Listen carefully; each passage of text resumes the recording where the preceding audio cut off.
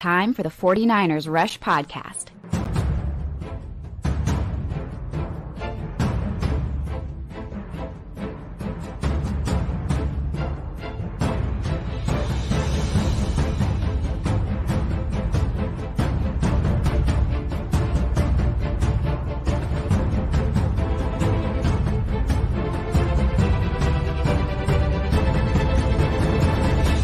And here's your host, John Chapman. What is going on, faithful? It is absolutely incredible to be with you guys. It's Monday. This is episode 1081 of the 49ers Rush Podcast, and I'm excited to bring a lot to you guys today. The combine was all, weekend long, just got wrapped up. It was incredible. And again, I'm not going to lie. My combine process, I record it. I don't like all the commercials. I get they got to pay their bills, and I respect that. And then I watch it. I am 1 day behind. So I finished all the wide receivers, quarterbacks, running backs. I have not finished the O-line day. That's going to be the next 2 days. And, and kind of my process, I get out my, our draft book, the 49ers draft book, which, man, we're at 80 pages currently as we're scoring through. I think we're up to 260 draft prospects right now. And I just, as they go through their drills, 40, anything I see, I'm putting in there. Bow-legged, ankle flexibility, tight hips, long arms, whatever. It doesn't matter. Great back pedal. Every position's different. I'm just, I'm back and forth and pausing and entering in and just trying to do my best to come through all the data, because I understand, what's the goal here of the 49ers Rush Podcast? Increase the fan experience and community and educate so that when you watch football on game days, you understand what's happening more. And so we're trying to process all of that for you and put it into bite-sized chunks. And again, if you're part of the 49ersrush.com or our Patreon channel in any way, shape, or form, you get our draft book every single time. Any tier membership, don't care. We give it out. If you're somebody that, not part of those and financially strapped, that's okay. We'll send it to you. We'll email it to you for free. We'll get it to you. So we're working on that, and it's been a fun process. It really, really has. Every year, I'm like, it's draft time. Do I want to take on this gauntlet? And, that's always an issue for me. But the good news is this year I've had a lot of help. And, I always want to give a shout out to Josh, Zach, Oscar, Vince, Buck. We got a lot of guys that are helping us with a lot of this research, which is a lot of fun. And that's helping as well. Just great team effort.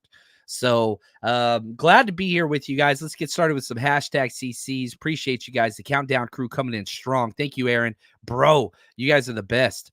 Mark, right here, we got some breaking news. 49ers hire KJ Wright. I've not seen that yet. Here we go. Just broke a few minutes ago. Mark, producer of the show. Thank you, brother. The 49ers have hired former Seahawks linebacker KJ Wright as an assistant linebacker's defensive quality control. Man, KJ Wright has had our number for a long freaking time. And he was coached by Sorensen. He was coached by Saleh. He was coached by a lot of the guys that we have on our staff currently. The Seattle to 49ers defensive, this is something that's been happening for a decade. KJ Wright's an absolute beast. You get another, trained person to come up in that linebacker and look, let's just be real. Johnny Holland is a legend, capital L. Love that dude, the 49ers linebacker coach. He's got 67 years coaching experience. Let's be real. What do the 49ers do better than almost any other staff is, you build the next coaching. You look at the NFL, it's peppered with 49ers assistant coaches that have been promoted to DCs and OCs and, whatever. We've got a lot. So KJ Wright, welcome. He's played against us, and I think he's had a lot of his best games of his career against us, sadly. But glad to have him. Glad to have him aboard. You never really heard anything bad about KJ Wright on or off the field. He was an overachiever and just highly athletic, sideline to sideline guy. When his speed went, his career was kind of over. But, again, I want to pay homage to the newest 49ers. We're doing this live on air. It got announced right after we went live. Played for 11 years in the NFL, was a 4th-round pick out of Mississippi State, Bulldogs, baby. But, I mean, he played for Seattle for 10 years, 1 year with the Raiders, but, that didn't really account for much. But you look at this, 148 starts. That's awesome. He had 1 Pro Bowl year. He was just a role player, damn good guy. And, I'm excited to learn more about him. So welcome. I freaking love it. 49ers adding, experience, talent, effort. You want to talk about effort? That's KJ Wright, man. He brought it all the freaking time against us. What's up, Big Papa? Appreciate you. Hey, Joe, Cynthia, love this, man. You guys are the best. Appreciate you guys. Greg is coming in here too. Assistant linebackers, defensive quality control. Love to see it, man. Hopefully it pans out, and I'm glad that we gave him a shot. Curious why Seattle didn't reach out if you wanted to coach. Interesting there. Joe says, Chapman in the morning. Awesome start to the day. I freaking love it. I appreciate you guys calling, my man. Always good to see you, brother. Glad that you were here. Hashtag CC Vince, helping out with all the draft work. And Mike, appreciate you guys. Now, the title of this show, 49ers major need and NFL draft overlap. And if we're just looking at, I based this entire episode off an article that gave me kind of the idea. Shout out to Benjamin Solak of The Ringer. He does great work. If we just look at the 49ers' biggest needs currently before free agency, offensive tackle, center, defensive end, nickel, right? I think almost everybody would agree with me. Those are the 4 kind of paramount: offensive tackle, center, defensive end, nickel. You want to throw in guard? I don't have a problem with that. You want to throw in defensive tackle depth? Don't have a problem with that. Number 3, linebacker, cool. There's issues, as there are with every single roster. Ooh, speaking of issues, Johnny Dale's Football Academy, guys. Let me just say this. Johnny's a friend. I hope I can call him a friend. I think he's a great dude. Met his wife. That was really, really cool up in Seattle. Go check out his channel if you haven't. And, man, I apologize. I think it's JD49 or JF. Man, Johnny, can you throw your membership site in here? Because that's something I want to promote. We do the 49ersrush.com with our breakdowns and our Patreon channel. Johnny Dale is working with the same web designer, PB Systems, which are just the best. Christian's the best people out there. And they created a freaking awesome site over there too. So, if you're looking to increase your education, your understanding of the game of football, listen to me. I know football. I coached for over a decade. I consider myself to be a smart person. I go to Johnny to learn more football. The dude just knows his stuff. So I'm waiting for him to, hopefully he's still with us and he could throw that in the, here we go. Johnny's in there. Johnny, what's the address site? I don't have it off the top of my head. I apologize for your membership site. PB Systems, they're amazing. And if you are somebody that's trying to develop a website and you need help, PB Systems is the way to freaking go. And again, you can email me if you can't find them online, and I can hook you up with them in particular. But diehard 49ers fan runs the company. That's how we, kind of got in contact with him. And if you've been on the 49ersrush.com, it's incredible the way it's all laid out and all the stuff there. So just a little plug there. Throw that out there. But go check out Johnny Dale's Football Academy. Always amazing work. Excited about that. But, we're talking about these needs, O-line, D-line, but also nickel corner. I think nickel corner has been one of the Achilles heels of the 49ers for the longest time. The slot fade, it's rough. We cannot guard it to save our life. It doesn't matter who we have out there. It's a killer. It's a killer. So Benjamin Solak put out, his combine kind of notes, and he goes on a bunch of different topics. The one that stood out to me, and I took like 1/12 of his article. I'm not trying to hijack it at all. Actually, go look at, just type in Benjamin Solak, The Ringer. I'm sure it'll pull up. But he had a quote in there that I really, really liked. He said, quote, "This is the year to get a nickel corner," end quote. Are you kidding me? Now, the 49ers are not alone. nickel play is difficult. It's the hardest position. Way back, I coached in South Dallas. So one of these guys was, one of the schools I coached at, Duncanville, Texas. When we would personnel our defense, we would put our best athlete at will, and we'd put our toughest, defensive back guy at nickel. Like our best athlete. That guy's playing will. And then who's our toughest DB? We're putting him at nickel because you got to play. We played in 4-2-5, very similar to what the 49ers do. Hey, Gregus, I like this. Yeah. I like Sandstrill. I'm pretty sure I pronounced his name from Michigan. Javen Bullard. Look at David. He's coming in there. I love that. There's a lot there. And so what I wanted to go through, Solak gave, 6 possibilities at nickel that could, kind of translate and fit that role for the 49ers. And I think this is huge because you look at our current, and we're going to talk about our sophomore players in the second half of this episode. I think we have some options there as well, because right now with where the 49ers currently are, I think you're starting 3. You're starting 2. You always start there, right? Is Charvarius Ward, Diamador Lenore. I don't think there's any debate there. Those 2 are your 2 cornerstones. But in nickel, which we do over 60% of the time, I think you pull in the sophomore, Darrell Luter Jr., and then you kick Demo inside. That's where we currently are. It's not a bad lineup. Logan says, don't sleep on Jalen Simpson. There's a lot of them, and we're only going to highlight 6 today. I don't want to make it a, super heavy draft prospect show. We'll have some of those, but I know a lot of these names are new. And so we're just trying to plant a little seed there. What's up, Josh? Speaking of the draft maniac himself, and we're going to be talking about one of Josh's favorite players in this draft. He is killing it on research, which I like a lot.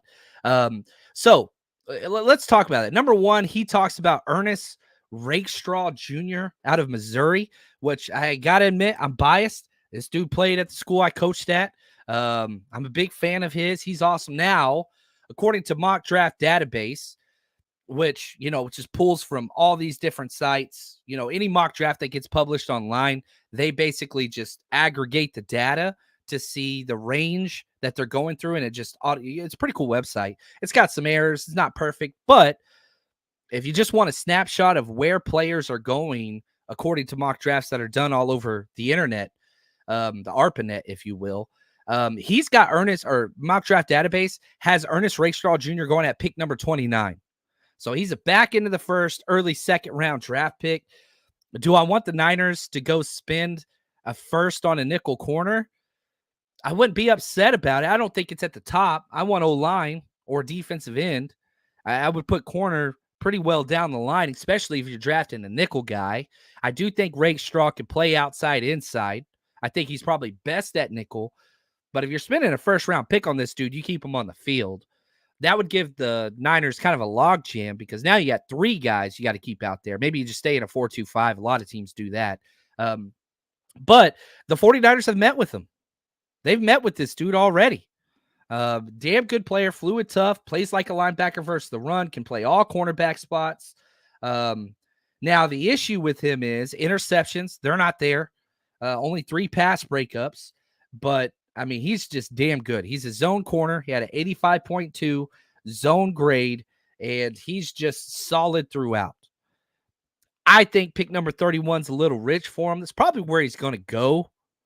But, that's one guy that I love, and I would absolutely be the happiest guy out there if we did draft him, Rakestraw, but I think it's a little rich.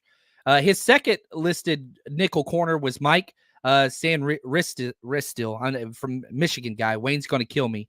Mock Draft Database has him number 66 overall. So, again, it kind of lines up with where the 49ers are picking back into the second round. Now, the difference with him, I think he's a nickel only. He's a smaller guy, just under 5'10", but he's a leader. 23 years old when draft comes around. CEO is his nickname. The dude is tough. Michigan, he's been around for a minute. He even played some wide receiver. So now you're getting ball skills, but you're losing the versatility. Footwork, incredible. Ball skills, incredible. He's got 6 interceptions and 10 pass breakups. The dude can play. So if you want ball production and turnovers, whoo, yeah, that's crazy. He can do those things really, really well. So that's the second round. That makes a little bit more sense than a first round pick. But if I'm going to be honest with you, I think the sweet spot for the nickel corner industry is third to fourth round. And that's where we get Max Melton, baby. Rutgers. Piscataway. He's a beast. And this is Josh's second favorite draft crush. 49ers have met with him. They have met with them continuously, several times, in fact. So this isn't a, just one and done whatever. Max Melton fits. 6'1", 190, speed, can play all the corner spots, well-rounded, explosive lower body, dominated the combine. He was an offensive player in high school. And, you start to look at kind of what he's done. 3 interceptions, 5 pass breakups. That's awesome. It plays, outside, inside, box. He can do it all. The more you watch him, the more you like him. I'm just going to be honest with you. So, he's going to probably be a 49ers rush crush when it's all said and done. I think we did 12 last year. One of my future episodes we're going to do, I'm kind of going through the data now, is all my rush crush players from last year, how'd they do? We did pretty good. I ain't going to lie. But yeah, Melton, I love this. Greg, Melton is my favorite because he hits. He does. He likes to hit. Josh, this is Josh's guy. I can't claim him. Josh already beat me to it. He is awesome. David, Melton sounds like a great fit. Love players from Rutgers. Ooh, I like that. Melton would be awesome. And again, this is somebody, he's, a mock draft database, number 95 overall. So you look at what the Niners are currently picking, they got to pick at number 94 overall and 98 overall. So you've got not one, but 2 swings in that range. On top of the fact, you look at the 49ers draft history, they've never spent more than a third on a corner. They spent a third on Akello. They spent basically this exact same draft range on Ambry Thomas. That's about it. That's it. Corners, they haven't traditionally spent draft capital on them. So that's Max Melton. I really, really like him. Now, if you don't get him in the third round, then we're talking Andrew Phillips of Kentucky. Now, again, 49ers already met with him. Where does he fit? On the big board. Mock draft database has him 134. So you're talking a little bit later. But, man, I'm telling you what, man, change of direction, can play all cornerback spots, in and out of breaks, fun to watch. Not a lot of snaps or starts, but he does have over 1,000 career snaps, which is awesome. He's a triple jump champion. Check that. That's huge for me. Very versatile. Kind of his best thing, recovery speed and run support. He likes to hit. He really does. Now, no interceptions, but 6 pass breakups, not bad. So there's some good and some bad. You can see why he drops down because the ball skills just aren't there. He doesn't have anything that's like a level 10. You go through his traits, speed an 8, footwork 7, ball skills 5, strength 6, tackling 7, run support 8, right? So you're starting to understand why this is a 4th round guy as opposed to a 1st round guy. Quadruple jump champion, your wish. Oh, I think we got a troll in here. Appreciate you, buddy. I like that, though. I wish that was an event. But, yeah, I coached triple jump for a long time. I mean, those are the athletes of the athletes, the gazelles. Lower body's huge. Now, a couple other guys in this range. Renardo Green. You got back-to-back FSU players. He's got Renardo Green from Florida State and Jarrian Jones, who he thinks can both be nickel guys. There's more than this, but I just wanted to give, kind of a 6-player snapshot for this position of need for the 49ers. Renardo Green, 16 forced incompletions. That's awesome. That's 6th best in college football. Actually played his best football versus Malik Neighbors. One of his best. He held his own. Neighbors is incredible. Can play all the cornerback spots. Not a lot of ball skills as far as interceptions. 1 pick, but 16 pass breakups.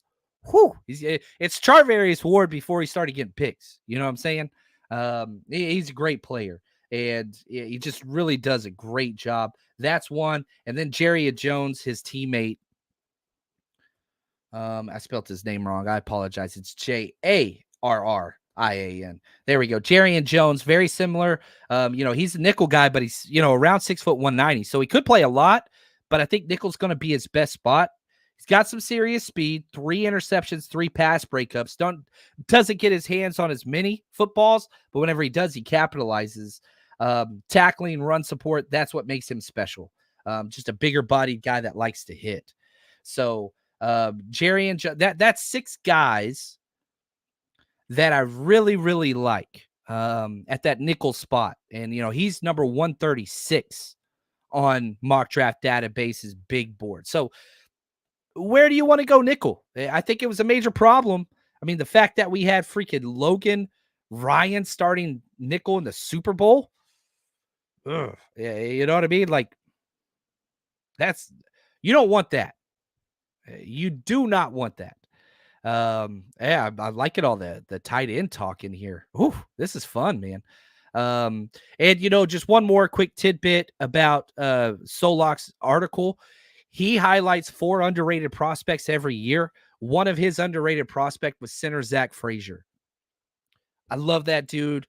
Is taking a center in the first round worth it? I don't know, but I can tell you this. If you want a better running game, you draft Zach Frazier, the center from West Virginia. Christian McCaffrey, add 300 yards, rushing yards to Christian McCaffrey's total from this year. Easy. As soon as you draft him, done. He's that good in the run game. He's not bad in the pass game either. I would argue he's probably on par, if not better, than our current center. But run game, whew, that's golly, man. Oh, I freaking love it. I love it. Love it. Yeah, center in the first with our offense, it's needed. It really, really is. A lot of people comparing him to Kelsey because he's got that nasty streak, West Virginia. Like, there's a lot of things that kind of make sense. I know Kelsey's not from West Virginia. He's a Cincinnati guy, but you look at Kelsey, you think West Virginia. Like, that dude's drank some Mountain Dew in his life. Let's just be honest, right? Yeah, so we'll see there. Now, the next part I wanted to get into, because I understand a lot of people don't like the draft, and you hear these names and you don't know them yet, and so it's whatever. So I always want to try to blend a little bit, draft with current roster / other issues. So it's not just all draft. My man, Dan Case, great friend, awesome guy. On Twitter, he asked me this, and it was a lot of fun going through and kind of researching this. Case said this: I'm curious how some of our second-year guys stack up with the combine heroes like last year.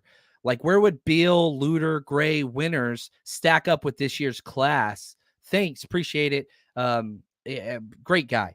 And so I wanted to look at it different ways. Obviously you could look at, last year's draft class had some combine performers. You look at Darrell Luter Jr., Robert Beal Jr., D. Winters. Those are just your top end speed guys. And that's what they are. That's what they were. You look at kind of your height, weight, physicality, some of that stuff that shows out. Jalen Graham with that wingspan, incredible. Cameron Law, 2 long arms. Jair Brown, field drills, right? That dude showed polish. So, but you got to remember, your first pick was number 87, and you had to trade up for that. That's the issue that's at play there, is you weren't getting premium players. This year, you already have 3 picks ahead of your first slated draft pick last year. I think that's huge. Now, let's go through last year's draft class and where they currently stack up and what that looks like moving forward, because Kyle Shanahan redshirts everybody, that's just what he does. Now you look at Jair Brown. That dude started in week 1, period. Got an interception in the Super Bowl. Got a lot of meaningful snaps whenever Hufanga went down. Hufanga and Jair Brown. Those are your starting safeties for hopefully the next 6 years. That would be incredible. I would love that. Jair Brown, he's probably the only player on this list that is projected to start no matter what happens in the draft. I cannot find, you bring back Tayshaun Gibson one more year, perhaps He's a free agent. He thought about retirement last year. His play was good. I'm going to be honest with you. He had one of the worst halves of his career against Detroit, then one of the best halves of his career against Detroit. Like, I don't know. If he wants to come back, I want him. But I'm going to be honest with you. I think the two best safeties we have are Jair Brown and Hufanga. Hufanga's head and shoulders above everybody, but that's where I would be. Now, Jake Moody, yeah. He showed his ceiling. I mean, at one point, he was the Super Bowl record holder for longest kick. It lasted 1 quarter. Consistency is the issue there, but he's the kicker moving forward. It's cheap. He's the kicker. It's just what it is. Cameron Latu, probably the biggest question mark in last year's draft class. They had to kind of create an injury for him to keep him on the roster. And, I'll be honest with you. Last year, during this time, when we were having these conversations about the draft, the most common thing that I would get is, we don't have room for 9 draft picks on this roster. The 49ers made room. They kept them all.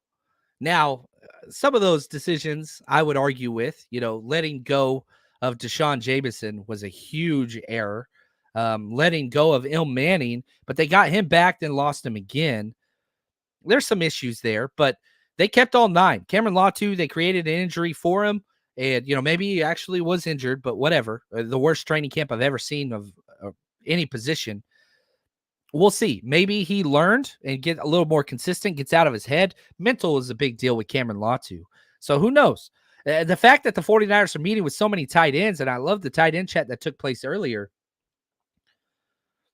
They had a formal meeting with Jatavian Sanders, who is Cameron Latu on steroids. Doesn't block, but just receiving touchdown machine. He's going to go in the first or second round. That's interesting to me. What does that say? I don't think the Niners move forward with Cameron Latu in their plans. I don't think you do. I don't think you can after what you saw. Now, whatever you get from him is gravy. I'm not saying the book's written on him. That's what I'm saying at all. But I don't think that you move forward thinking Cameron Latu's got to do this for us or we're in trouble. You know what I mean? Like, if he gets up for him, cool. It was a comp pick. It was extra. It was a wasted pick. I thought it was the biggest reach of the draft for the 49ers, but we'll see. Maybe he pans out, and I hope he does. Now, the next 2 picks, the 5th round guys, you got Darrell Luter Jr. and you got Robert Bill Jr. Sky's the limit for these guys. I talked about Luter earlier. If the 49ers start right now, Darrell Luter Jr. is our 3rd corner, I think. Probably not Ambry Thomas. Maybe he is. Ambry Thomas is great in the start of the year, but Darrell Luter Jr. is your guy moving forward. That would be huge. I would love that. Now, are you okay with that? Are you cool with, staying at this spot where Darrell Luter Jr., who didn't get much playing time, got some, is going to be your number 3 corner? I don't think anybody is. I think you got to go draft. He's an outside guy only. And I love him being our number 3 guy, but we've got to get somebody that can play inside. Because right now, you've only got one. You got one guy on your damn roster, and that's Demo, and he's better at outside. So we'll see. Daryl, what's up, man? Appreciate you. It says, JC, Christian Haynes from UConn, huge for us. He's played a lot of spots.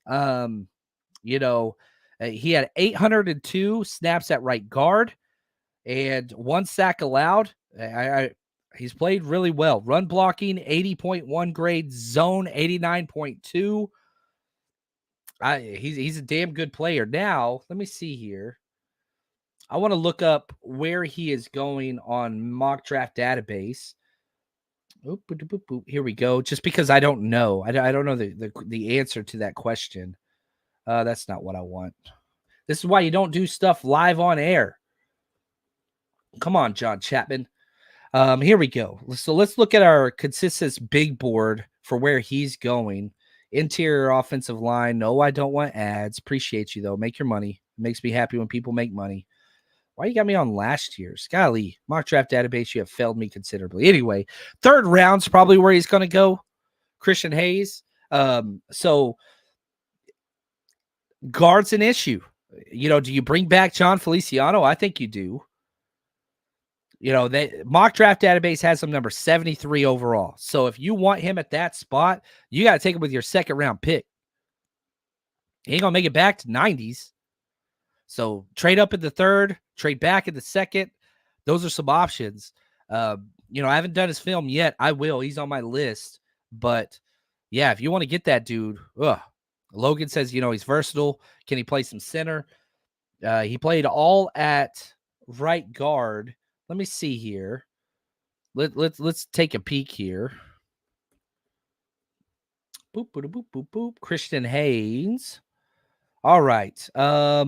He's only played, 3 straight years. Listen to these snaps, all at right guard. Last year, 802 snaps right guard.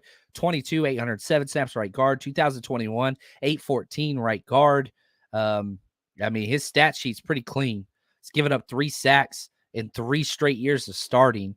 Plays all over the place.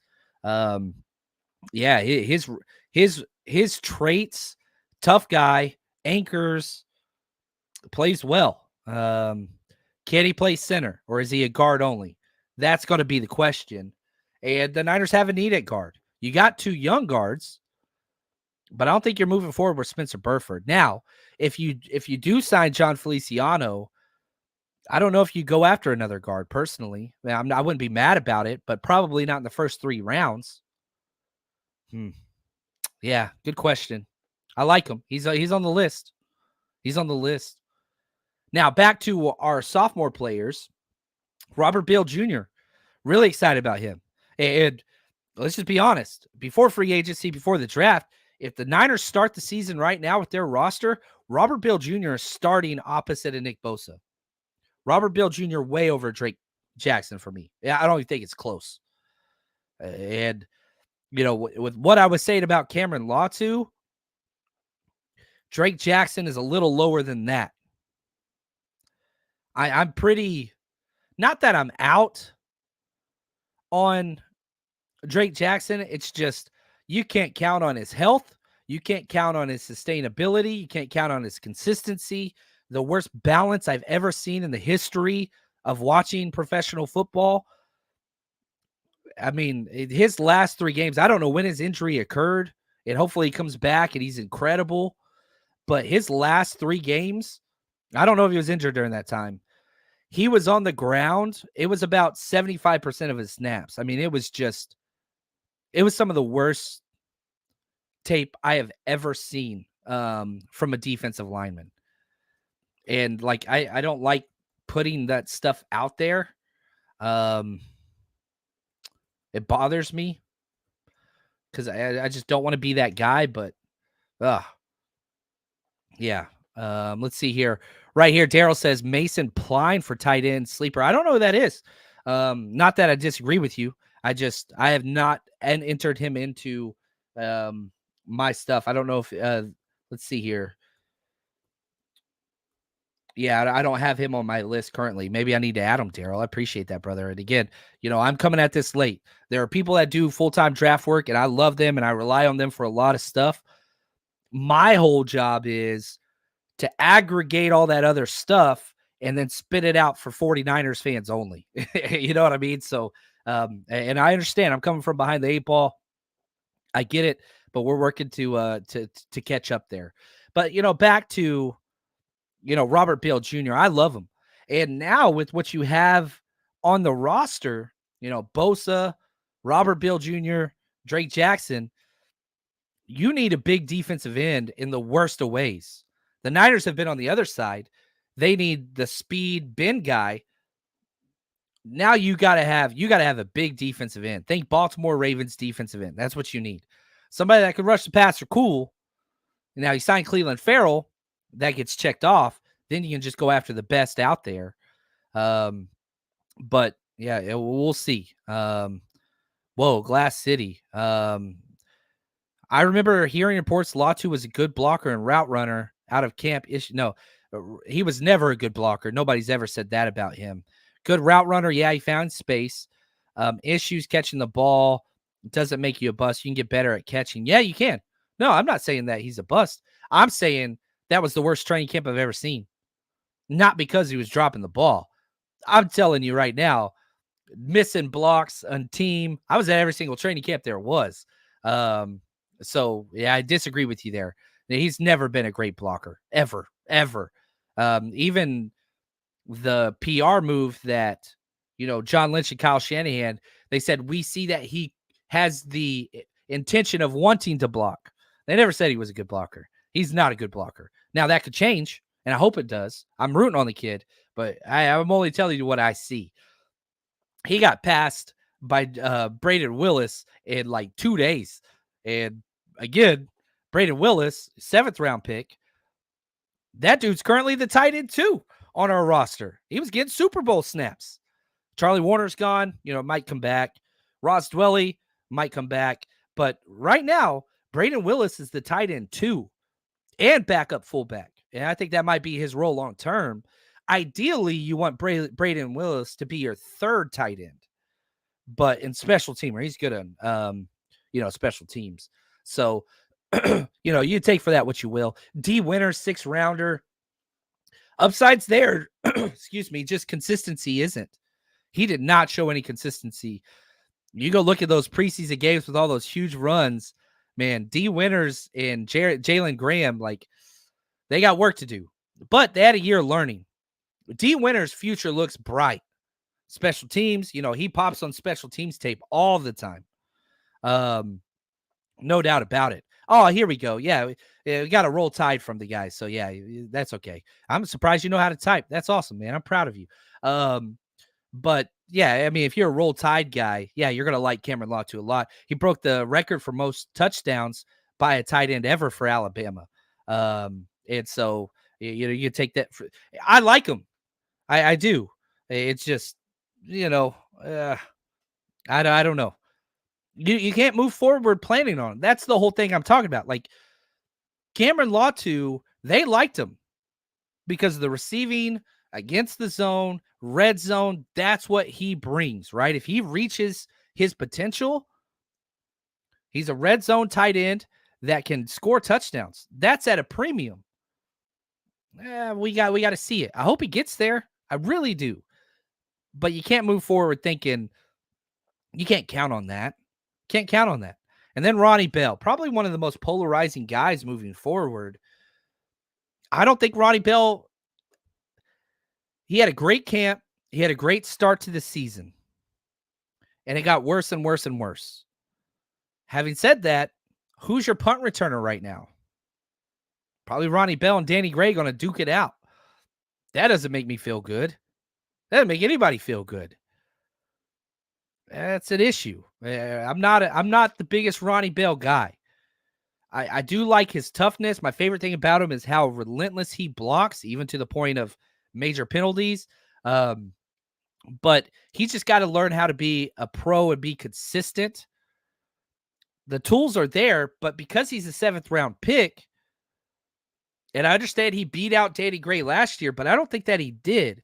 Danny Gray was getting snaps ahead of him all through training camp until he got hurt that last week, and Ronnie Bell just stepped up and seized the moment, which is awesome. But man, yeah, we'll see. Yeah, there we go. Johnny Dell coming in with the roll tide. He's a Bama guy. Can't do it. I do have to be nice to Alabama though, because we got half their roster on the Longhorns team, baby. Hook them. We took all their damn players. And so, yeah, but yeah, Greg, I'm with you. Bell has done nothing to inspire my confidence. He outperformed his 7th round draft status. That for sure is there. And I like him as a backup returner and a backup wide receiver. Part of me just says that's probably what he's going to be. I know Wayne's going to disagree with me. He loves him, and there's nothing wrong with that.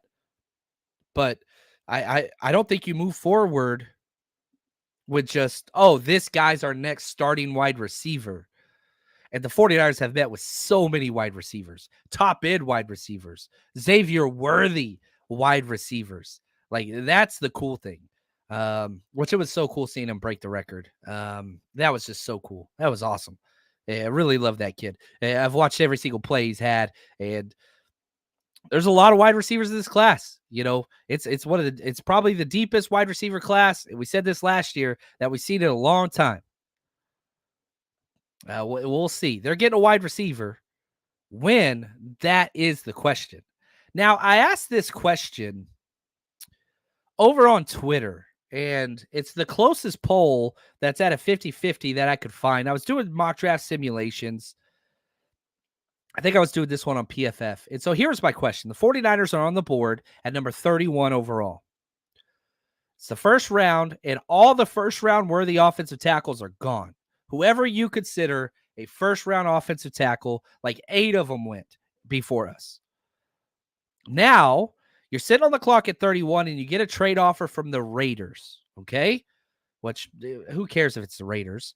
They offer you their second-round pick and third round to jump up for the first-rounder. So those picks are number 44 overall and number 77 overall. So you're dropping back 13 spots, but you're picking up a middle third rounder, 77. Now, if you look at the draft chart, you are getting paid a premium. That 44th pick is 460. The 77th pick is 205. So you're coming out at 265 points. I'm sorry, there we go. I'm a smart person. There we go. 665 points. Well, how much is number 31 worth? 600. So you're getting 65 additional points on the trade chart, which comes out, that's equivalent to about pick 116. And so I just asked, would you take the trade, take the second and third, or stay at 31? Right down the middle. And, it was the poll's still going on, but it's right at about 1,400 votes. Take the trade, 50.5%, and stay at 31, 49.5%. Which, anytime I feel like I can get a poll that's close to split, I want to spend time on that because I think it's important. Now, my question to you guys, would you take the trade or no? Stay at 31. And I know it's kind of, who's available? I'm just telling you, if you're an offensive line guy, let's just act like all the offensive tackles are gone. What would you do? How would you feel? Take the trade or jump back? Now, here's my biggest issue. And the thing that I get the most, somebody's probably going to say this in the chat, is people kept saying, we have 11 picks already, and that can't make the roster. We're not getting all 11. But I'm telling you right now, there's definitely room on this roster for 11 picks. That's the thing. Oh, I gotta highlight this one. Johnny says, if Broswell is there, I'm turning in that card. He's sticking with the Alabama. That's just what he is. Did we already meet with him? I think we did. Broswell's the defensive end out of Alabama. He's a beast. He's defensive end, and he's Alabama, but I haven't done tape on him yet. I'm still doing my background research before I do that. I'm going to do a full breakdown of him on our website. I love that, Johnny. So I love that. I love that. I think it's awesome. But, and we've got a lot of draft breakdowns up already on the 49ersrush.com and our Patreon channel. Did a Xavier Worthy after, excuse me, after that huge, 40 run, I got like 5 Patreon requests and emails like, can you please do one on Xavier Worthy? So we did one. And if you haven't yet, man, we've got so much tape up. And here's how you get it. I am so excited to announce our new platform launched, the49ersrush.com. We've been active on Patreon for years, and we're still going to keep that community going. But the 49ersrush.com has everything Patreon offers and a bunch more. You want to watch player breakdowns? Guess what? You click that. It's filtered based on players. You want to see Javon Hargrave, what he brings, some CMC tape broken down, Ayuk, Jair Brown. We've got hundreds and hundreds of tapes on. Now, you want football 101. You want to learn scheme. Guess what? We've got every single offensive, defensive, special team snap. Head over to the 49ersrush.com, sign up, join the community, and plus we got a 7-day free trial. So all right, so let's get back to this trade and the idea of, look, 11 picks ain't making this roster. I got news for you. 11 picks are making this roster. At least there's room for them. I went through and just started counting roster spots. Holy cow. I was pretty shocked. Like, okay, how many guys on the 49ers current roster are absolute locks? I got 31. I got 31. Yeah, I don't want to go through the whole list now, but like the depth that the 49ers have been able to establish and maintain for the past like 4 years, it's gone. It's gone. This is the problem whenever you are, paying all these top end roster guys. And I understand we got Brock Purdy one more year on a super cheap deal, but we have lost so many guys. Now, this is before free agency and it's before the draft. I get that. But man, you need draft picks. And the 49ers got 11, which is like up there with the most. But more draft picks in the first 3 rounds is the best of the best things. Now, if there's a player that you're in love with, like Johnny said, Chris Broswell, he's in love with that guy. And that's a huge position, premium position of need. So that's awesome. Like if there's somebody there, I'm not saying don't do it, but I wanted to pose the idea nobody you're in love with is there. Trading back's not a bad thing. And, John Lynch has only made 1 trade the last 2 drafts, but we didn't have premium picks because of the Trey Lance trade. And shoot, if I'm doing it my way, I'm trading back and trading up.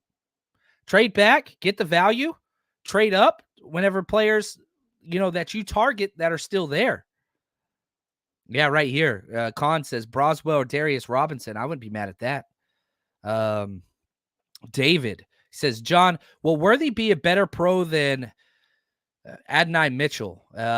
It depends on where they go. Adonai Mitchell fits every single scheme.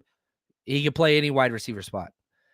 Xavier Mitchell got to go to a creative play caller. He's got to. Not saying he's limited to that. And I saw somebody up here say, like, isn't Xavier Worthy Danny Gray? God, no. That's not a knock on Danny Gray. Xavier Mitchell is a beast, man. And I don't care about, I do care about the 40, but the 49ers care too because they met with them. But you look at what this dude, 26 touchdowns, man, in 3 years. Dude started as a true freshman week 1, but he was with Steve Sarkisian, who's one of the most creative play callers in college football. You pair him with somebody that can do. So the question I'm going to cop out, if Xavier Worthy lands in a good spot, Xavier Worthy will have the better career. And people will talk about his size, and he's tiny. But guess what? Dude didn't miss games at all. 3 straight years, consecutive. Played them all. Tough as hell. I love Xavier Worthy is a damn good receiver. Not just a speed burner guy. He's not John Ross. That's not who he is. He's not Danny Gray. He's a different guy. He's different. Built different. So, and right here, yeah, Shanny's tight with Shark.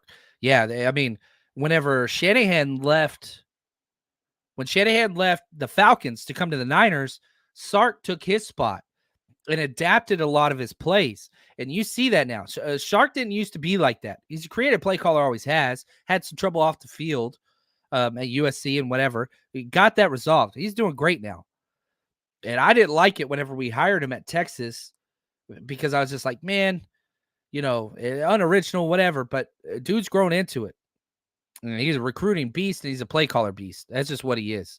So Shanahan played at the University of Texas. He's down there a lot.